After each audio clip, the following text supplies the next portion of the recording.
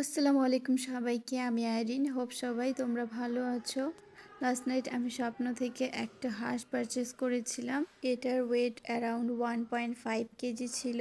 Maximum wash করাই থাকে, just টুকটাক একটু দেখে নিতে হয়। আজ শুক্রবার লাঞ্চের জন্য আম্মু এটাই রান্না করবে, আমি জাস্ট একটু হেল্প করে দিচ্ছি। হাঁস হোক কিংবা মুরগি, আমি অলওয়েজ নিজে পরিষ্কার করা পছন্দ করি। অন্যান্য হাঁসের তুলনায় বেলজিয়াম হাঁসের মাংস বেশি থাকে এবং খেতেও অনেক মজা।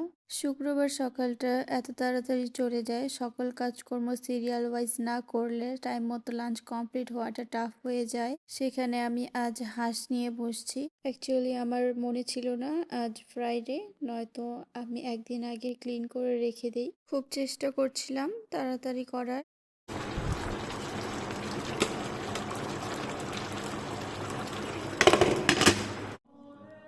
সো আজ লাঞ্চে হাঁসের মাংসের সাথে যা যা ছিল,